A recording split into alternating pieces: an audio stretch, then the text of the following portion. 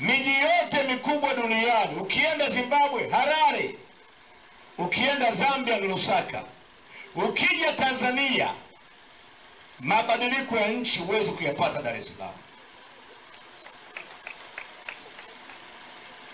Na kama kuna kitu kinanikera katika maisha yangu nchini, na Mungu akijibu maombi akiondoe mara moja, Simba na Yanga.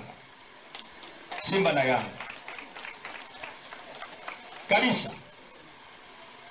Ukiangalia ushabiki wenu kwenye mambo yasiyokuwa na maana na ushabiki wenu kwenye mambo ya msingi, Dar es Salaam mnavunja sana moyo. Mwenyekiti wa vijana alikuwa ananiambia nataka kukata tamaa.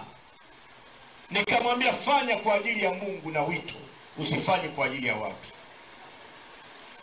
Hii kazi ukiifanya kwa ajili ya watu unaiacha. Lissu yuko jela akiwa ni kilema, mguu mmoja mfupi, kachano tumbo mara 25 kufanywa operation. Mgonjwa, mwili umejaa vyuma ili aweze kutembea. Anapopigania mabadiliko ya nchi, apigania mabadiliko ya familia yake. Mimi siko hapa kupigania mabadiliko ya familia yangu. Mimi niko sawa sawa kabisa. Mimi mambo ya kula vizuri nishamaliza haya. Hawa watu wote viongozi wanakuja hapa wana kazi hawa. Huu mkutano hawajapewa shilingi moja, wamechangishana pesa wao wenyewe.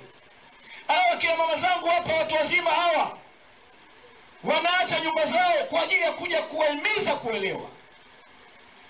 Dar es Salaam ni mji ambao mtu anaweza akafa hospitali kwa kukosa dawa ama damu na wananchi wasijali, lakini mkaenda kwenye mtandao kutafuta mgogoro wa ndoa ya Manara. Dar es Salaam ni mji ambao watoto wenu wanauawa, wanaitwa panya,